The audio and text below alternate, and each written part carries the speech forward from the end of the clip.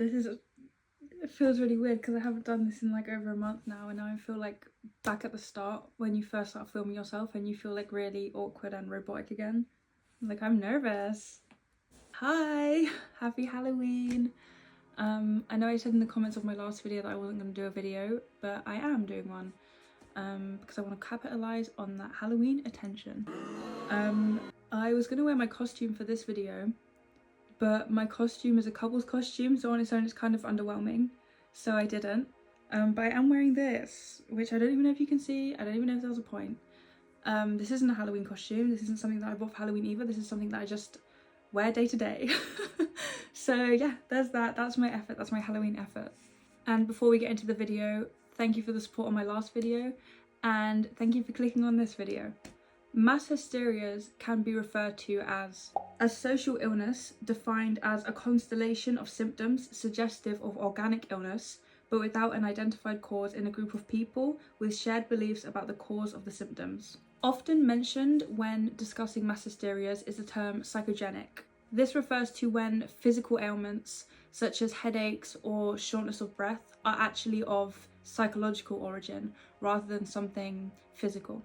Today, because it's Halloween and I promised to do something scary, we're going to be covering the case of the Indian face scratcher. This mass hysteria covers UFOs, extraterrestrials, and police brutality. More broadly though, I want to use this specific mass hysteria as a jumping off point to talk about mass hysterias generally in a psychological context, because I find it very interesting because I am a nerd. How much of this panic and its symptoms were psychogenic? Is there any possibility that these were legitimate alien encounters? In 2002, an unsettling urban legend began circulating in the North Indian state of Uttar Pradesh. Over 100 villagers report disorientating flashing lights, the sensation of a hard object, the zap of an electric shock, all whilst they were in bed trying to sleep. These villagers would all supposedly emerge the next morning bloodied, scratched and bruised. This thing had targeted their faces and limbs, all under the veil of the night. The Muchnawa, or face scratcher, I don't know if it's Muchnawa or Muchnawa. I tried to look for a pronunciation guide, but I couldn't find one because this topic is kind of obscure, so I'm sorry to whoever I just pissed off by saying that wrong. Was described by some villagers as a small disc-like shape. Others regarded it as similar to a rubber doll, and some referred to it as fuzzy yet soulless. In a more simplistic recounting of its appearance, some simply regarded it as a giant bug-looking thing. Theories naturally began to swirl. Some argued that this was an extraterrestrial terrorizing the villagers. Others suggested that this was perhaps a biochemically engineered robotic insect sent by India's foreign enemies. This article, entitled "The Truth About the Face Scratcher," gives further details into the seemingly supernatural occurrence. The author of this article, Sanal Edamaruku, was at the time president of the Indian Rationalist Association. This organisation sought to what they perceived to be supernatural conspiracy theories and replaced that superstition with, scientific rationalism. As such, this organisation, according to this article, sent its members to the heart of the controversy with real boots on the ground to try and dispel what they believe to be supernatural scaremongering. This article denotes several different strategies that were employed by the affected villagers in order to try and dispel the face scratcher.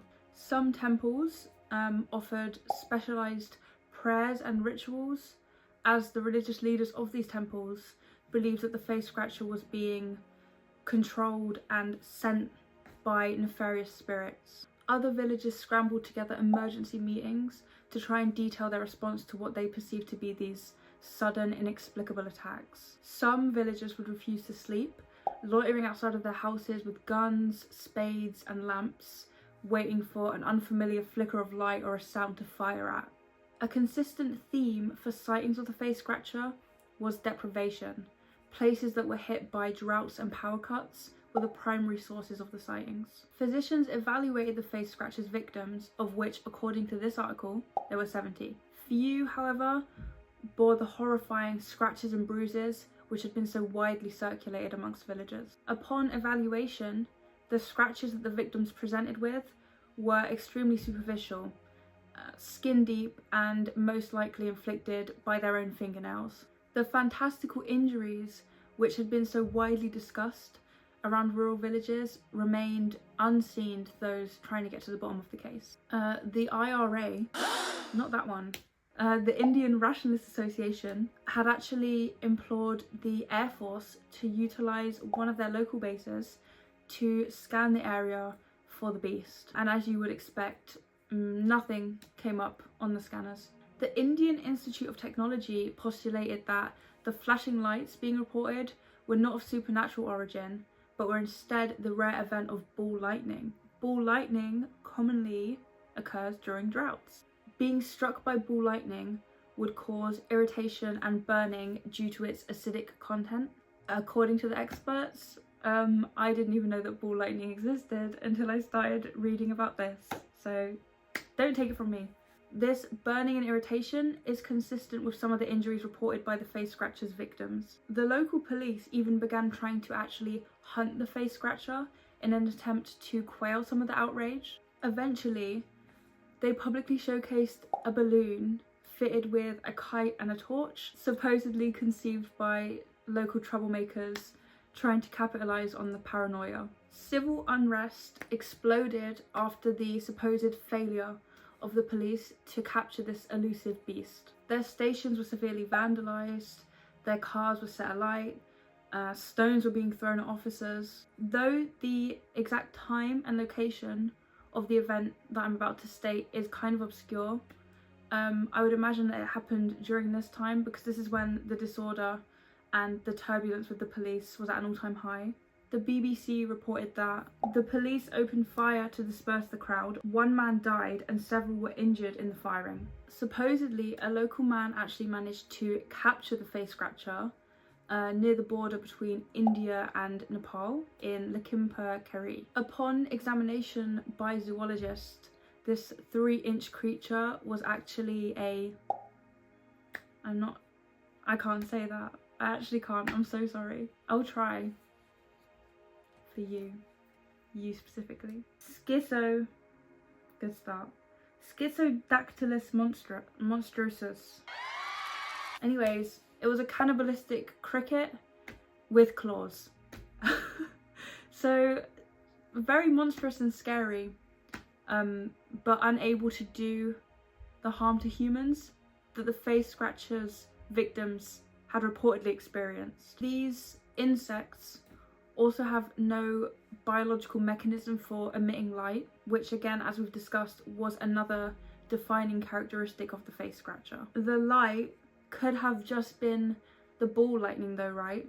And it could have been the creature, this cannibalistic cricket, to which I would say, sure, but I think it's a bit of a stretch that ball lightning would have struck like almost exactly the same time that this cricket was sneaking into people's bedrooms and harassing them. The article by Sonal highlights what I think best explains this specific mass hysteria and probably most mass hysterias in general, that being the underlying contextual factors. Sonal denotes the severe droughts that were affecting Uttar Pradesh at the time of this mass hysteria. Farmers were growing increasingly anxious about their livelihoods during a time at which their fields were barren. Villagers were deprived of power sources during times of outages, despite their pleas. The spawning of this beast, then, could probably be attributed to these searing tensions reaching a boiling point. The face scratcher and the government's subsequent failure to capture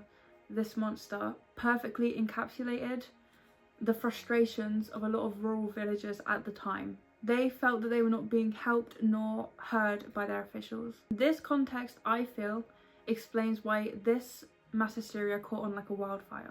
Still though, how does a mass hysteria, psychogenic illness like this work? How can you be convinced that an alien is sneaking into your bed and scratching at your face? This Healthline article denotes what mass hysterias are and how they operate. This article distinguishes between two types of mass hysteria.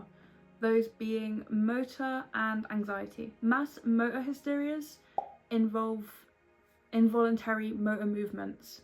Think of that really famous dancing plague from the Middle Ages. Mass anxiety hysterias entail high tension and anxiety and tend to diffuse relatively quickly in comparison to motor hysterias, which can go on for weeks. Given that the face scratcher didn't induce any involuntary movement in its victims, and the fact that it faded within a few days according to the BBC, it is safe to assume that this hysteria falls cleanly in the latter category, that being mass anxiety hysterias. The first explanation for how mass hysterias perpetuate is, unsurprisingly, high stress and anxiety. The author denotes that motor hysterias usually occur during bouts of ongoing prolonged stress, and anxiety hysterias are usually a result of sudden extreme stresses. Applying this to the face scratchers case, we could argue that the onslaught of droughts and power cuts that the rural villages were facing were probably the extreme stresses that allowed this hysteria to flourish. The second explanation offered by this article is something referred to as the nocebo effect.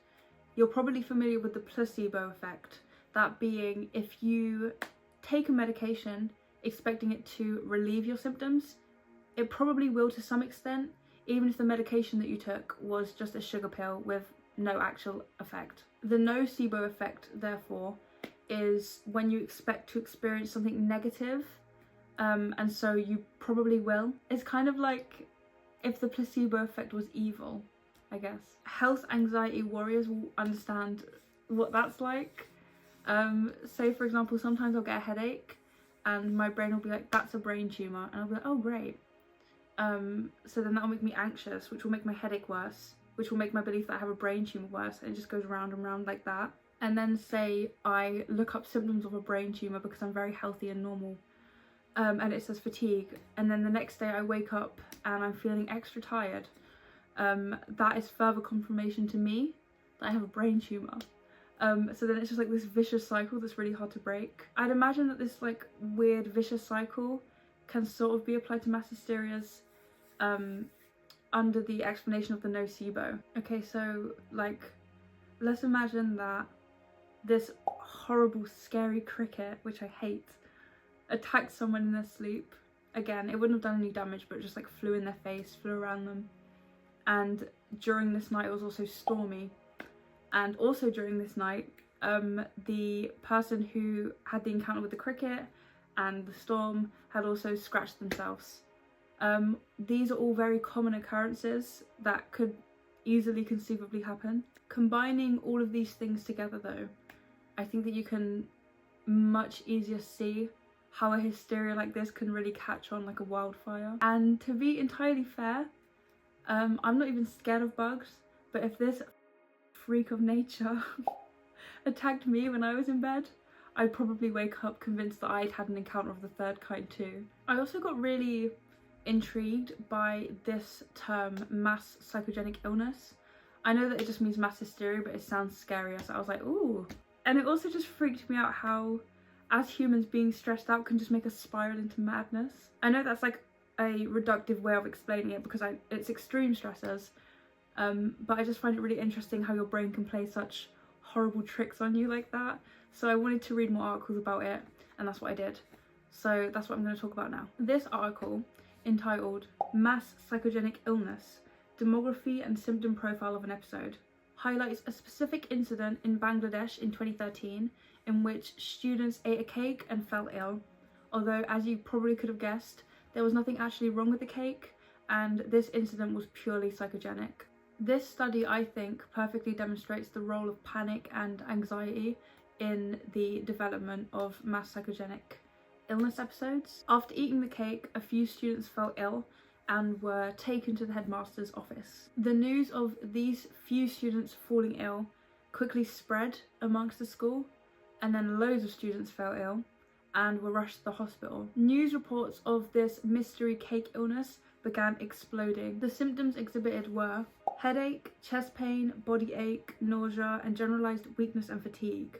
And as you could have guessed, the explosive coverage of this mystery cake illness worsened the fear. Most of the sick girls spent only a day in hospital, some spent 2 or 3, but the doctors meticulously ruled out any organic cause of this illness, meaning that it was entirely psychogenic. Observant viewers may have noted that the symptoms described can also be symptoms of extreme anxiety. Not only were these students dealing with the stress of being exposed to this dangerous poisonous cake, the researchers also detailed that these girls had not long received their examination timetable for their upcoming exams. Again, much like with the face scratcher, stress can entirely derail your rationality, reality and health. That would have been a really good pivot into a BetterHelp sponsorship.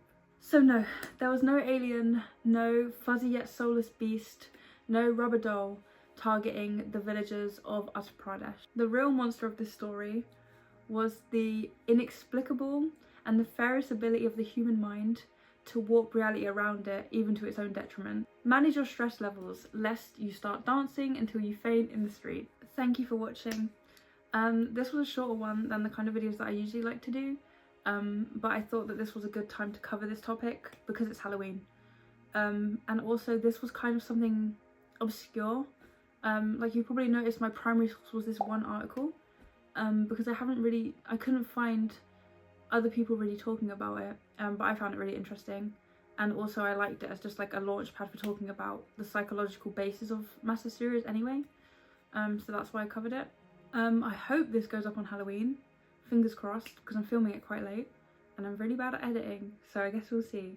I hope that you have a lovely Halloween or had a lovely Halloween, depending on when this goes out. Follow me on Twitter, please. My next video, I don't know what it's gonna be. I don't have anything to say. That's it. That's the video. Thank you for watching, and be calm. That's the message of this video. Bye.